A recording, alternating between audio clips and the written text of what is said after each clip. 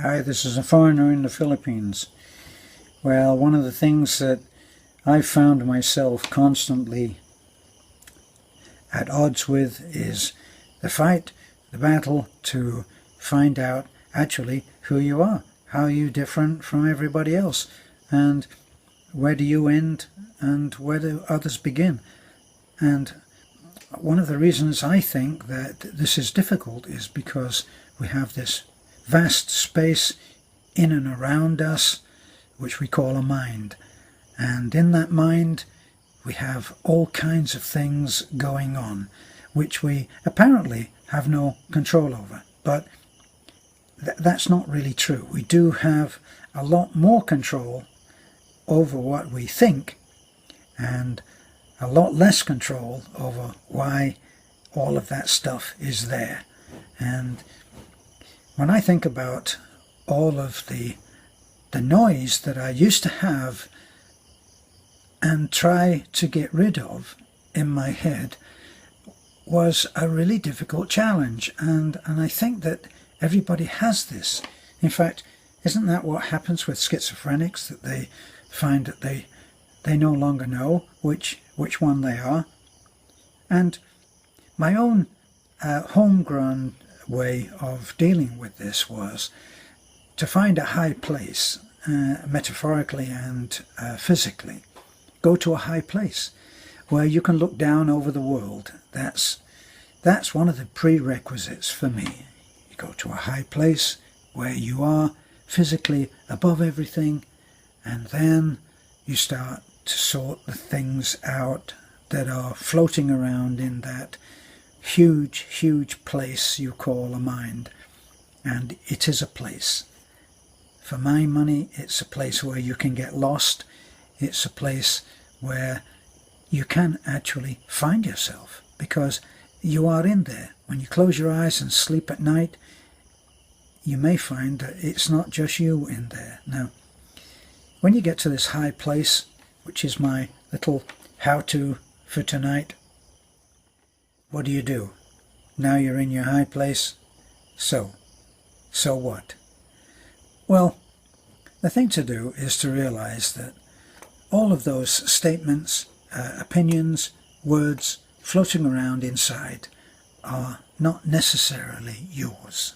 And very often you can just be a spectator. You're standing on the sidelines and you're watching this very, very big crowd scene that's going on, like a Hollywood production.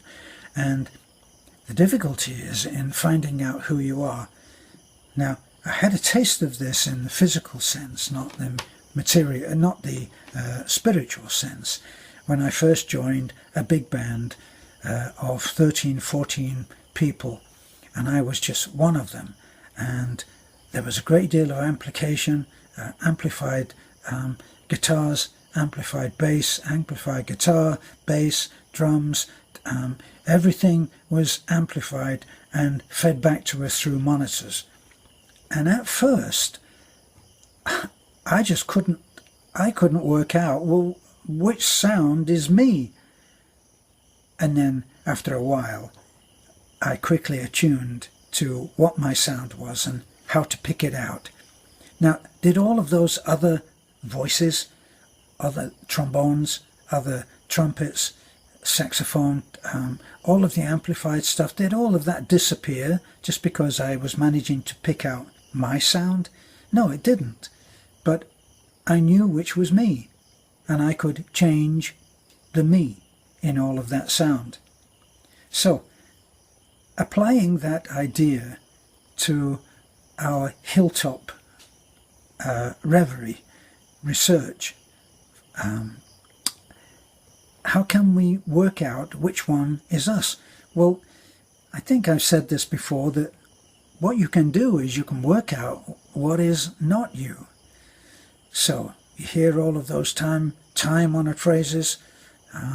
My father always used to say to me as I was sitting in front of the fire, freezing cold in the winter in the UK, and we had just one fire, no central heating of course, and he would tell me to close my knees together, say, hey, it's gone too, meaning that my legs were and knees were out at 10 minutes to 2, and I better get them into 12 o'clock so that everybody else could get in and get warm.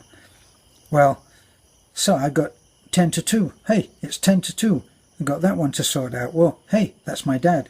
Out. My mother. Terry, what are you doing? That's my mother. Get rid of my mother. Out. Sorry, Ma. You're gone. My sister. Teasing me for this or that. Get out. My brother.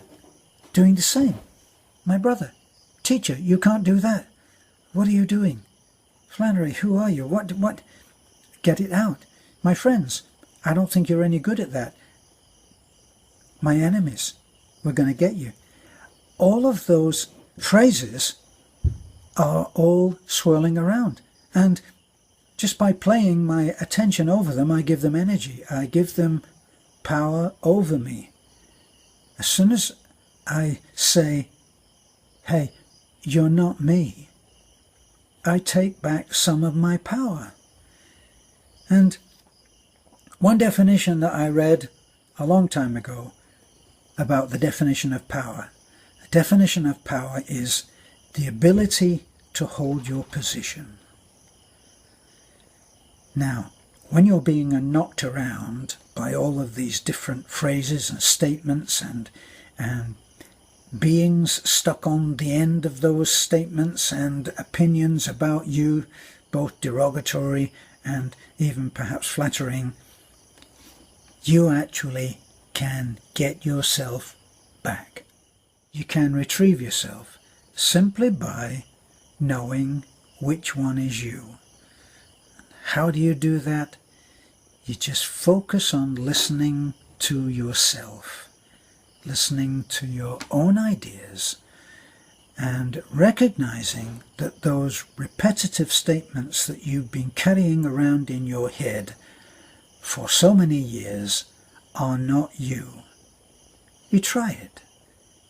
You just hear the statement, hear what's being said, hear the opinion, hear the invalidation, hear the put down, hear the put up, hear the teasing, hear the name calling, hear all of those things, the wins and the loses. Separate the wins. You're going to keep the wins, obviously, but the loses, you're going to say, that was then, and this is now.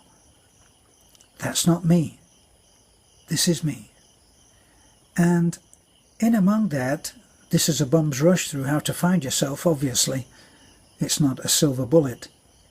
But it's just the encouragement that you are in there. The others that are in there with you are not you. And you can evict them. Good luck. This is a foreigner in the Philippines. I hope you have luck finding yourself. Keep looking. You're in there. Bye for now.